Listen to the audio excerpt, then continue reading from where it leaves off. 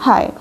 हम बहुत सारे जो आजकल के मॉडर्न इश्यूज़ हैं उनके ऊपर इस चैनल के ऊपर बात करते रहेंगे। आज का हमारा सबसे बड़ा टॉपिक ये है कि हम कैसे अपनी फ़ाइनेंशियल इनकम को सपोर्ट कर सकते हैं, उसको मज़ीद बढ़ा सकते हैं। फ़ाइनेंशियल इनकम को सपोर्ट करने का ये मतलब है कि हमारा एक इनकम सिस्टम चल रहा है, but that income system might not be sufficient.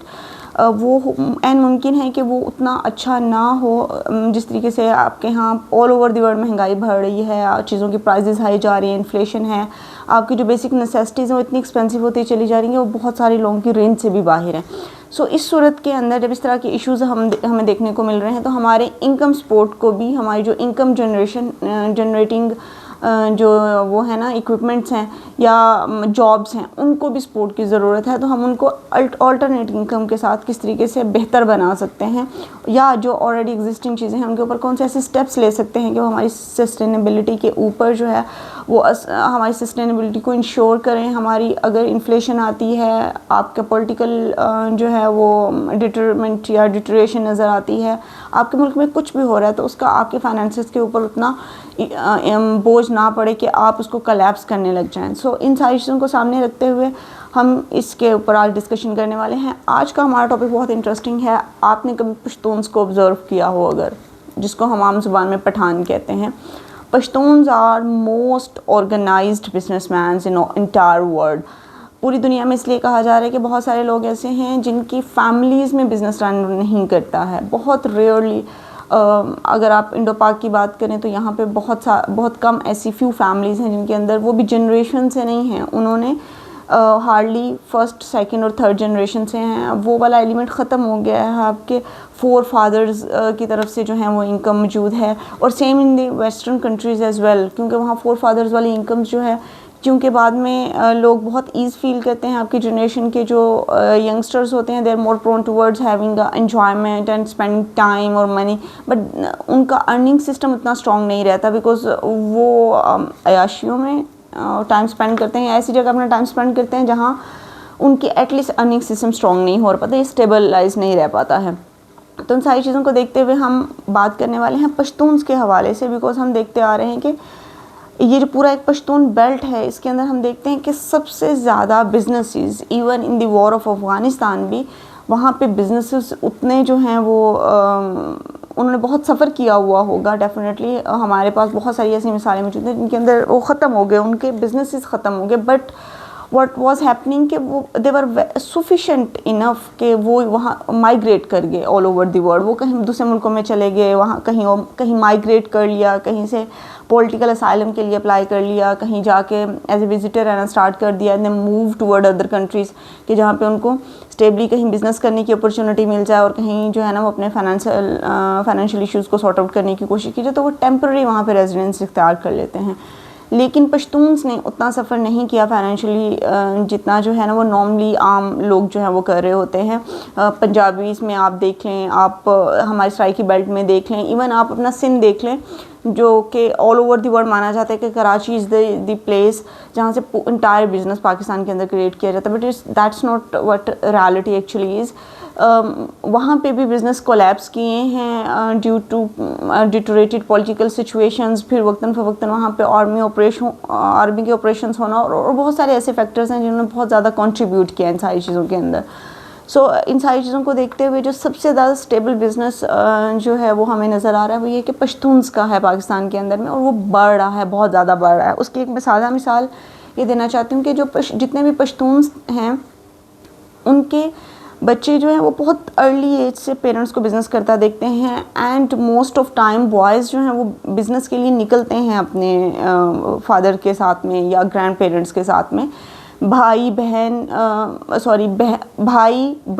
Father हैं आपके और आपके ग्रैंड फादर हैं, आप उनके साथ निकलते हैं और देखते हैं कि बिज़नेस करना कैसे है। The best opportunity is that के वो सेल कैसे करना है, परचेज़ कैसे करना है, और उसको सेल कैसे करना है, और ये वो टेक्निक बहुत अर्ली लाइफ में सीख लेते हैं, अराउंड अबाउट 8 से 12 ईयर्स की एज तक। तो वो क्या करते हैं, वो बहुत अच्छे बिजनेसमैन आगे जाके साबित होते हैं, and they have very good strategies, because early age से ही बहुत सारी स्ट्रैटेजीज़ उन्होंने अपने पेरेंट्स को अप्लाई करते हुए देखा हुआ होता है और वो ख़ुद भी लर्न कर रहे होते हैं और फिर देख रहे होते हैं कि कौन सी स्ट्रैटेजीज़ जो हैं वो अच्छी जा रही हैं और उनको फिर वो एक्सपेंड करते चले जाते हैं।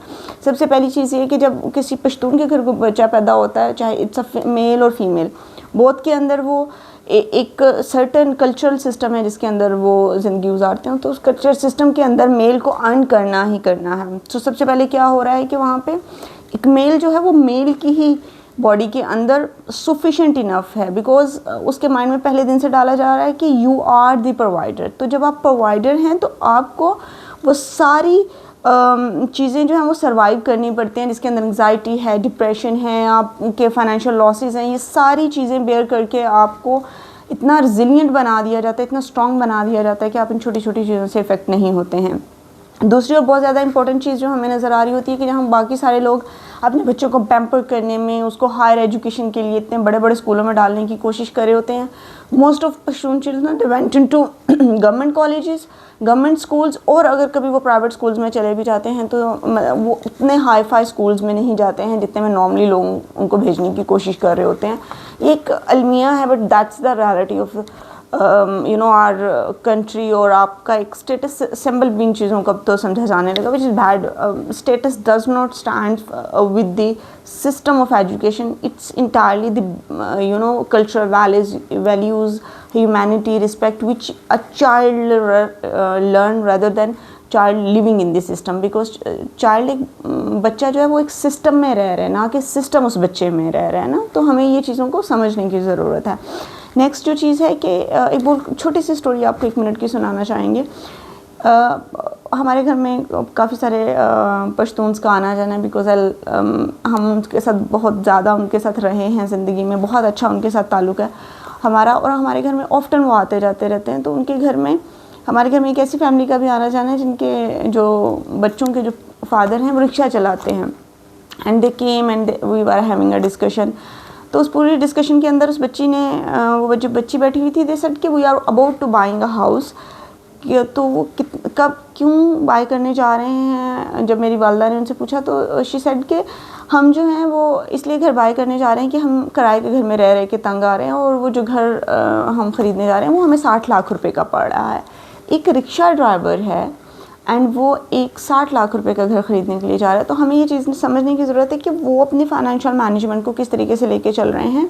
The first thing is that कि उनका जो बच्चा है 11-12 साल का, जब वो एक रिक्शा ड्राइवर है तो विद इन फ्यू ईयर्स उसकी फ़र्स्ट प्रायोरिटी ये है उस रिक्शा ड्राइवर की कि they will have another rickshaw. वो अपनी पहली जो इन्वेस्टमेंट है वो एक दूसरे रिक्शे में करते हैं, ताकि उनके घर का एक और फैमिली मेम्बर जो है ना वो अर्निंग सिस्टम में आ सके। जब 1 से 2 अर्निंग सिस्टम हैं, नाउ इज़ द टाइम जहाँ पे वो अपनी वेल्थ को समझना शुरू करते हैं और वेल्थ को यूटिलाइज़ करना शुरू करते हैं। तो बाइंग हाउस, एंड उससे भी ज़्यादा इंपॉर्टेंटली अगर आपने देखा हो, इंटरनेट भरा पड़ा हुआ है इन सारी चीज़ों के अंदर कि all the astrologer and numerologist जो कि ऑल ओवर द वर्ल्ड आजकल बहुत फेमस हो रहे हैं, दे सेड कि अगर आप चाहते हैं कि आपके घर में इनकम बढ़े तो आपने क्या करना है, कमा के ला के वो इनकम अपनी वाइफ को, मदर फिगर को, किसी ऐसे पर्सन को देनी है, फीमेल पर्सन को, स्पेशली वाइफ को दें, वाइफ नहीं है तो मदर को दें, ताकि, और आप देखेंगे बहुत जल्दी ही उस इनकम के अंदर वो ना सिर्फ उसको जमा करना शुरू कर देगी, बल्कि उसके अंदर आपको कारोबार के अंदर एक्सपेंशन नज़र आएगी बहुत ज़्यादा। तो जबकि पश्तून्स के अंदर ऑलरेडी ये है कि they respect there females a lot, वो उनको डिसरिस्पेक्टफुल करना बिल्कुल भी पसंद नहीं करते हैं। येस, इट्स रियलिटी कि they go for second marriage और third marriage, but that's not a bad thing. उसकी रीज़न ये है कि वो कल्चरल वैल्यूज़ हैं, because they don't have issues with finances, तो they can have more than one wife as well. So उनके अंदर ये सारी चीज़ें पाई जाती हैं। तो वो अपनी मदर फिगर को और अपनी वाइफ फिगर दोनों को ही बहुत ज़्यादा रिस्पेक्ट करते हैं। To buy gold jewellery for them, to buy clothes for them, and to buy on daily necessities भी वो उनको बहुत ज़्यादा जो है ना वो इंकरेजमेंट से लेके आते हैं, और उनको वो इंजॉय करते हैं इस चीज़ को कि जब वो अपने पेरेंट्स के लिए कोई चीज़ लेके आते हैं या एटलीस्ट अपनी वाइफ के लिए कोई चीज़ वो कर रहे हैं। तो इन सारी चीज़ों को सामने रखते हुए जब हम ये देखते हैं कि ये कितनी वैल्यूएबल चीज़ें हैं जो वो प्रैक्टिस कर रहे हैं, तो हम पश्तून्स की जो प्रैक्टिसेस देखते हैं उनको देखते हैं कि they are more advance. One I want to say is that के Pashtun families are 100 years earlier than 100 years ahead than other normal people. उसकी रीज़न ये है कि all those people who knows how to buy, purchase and sell, they know a lot of things, because आपका आने वाला सारा system in दो चीज़ों के ऊपर चल रहा है. सो ये दो चीज़ें हैं जिनके ऊपर करना है. दूसरा, मॉडरेशन. आप देखिए पश्तून्स के अंदर एक चीज़ आपको बहुत कॉमनली देखने को मिलेगी, whatever they do it in a moderation. जैसे फूड है उनका, they love red meat, they love to eat a lot, but वो हर वक्त नहीं खाते हैं. They have very certain level of moderation in their eating, in their lifestyle, in their living systems.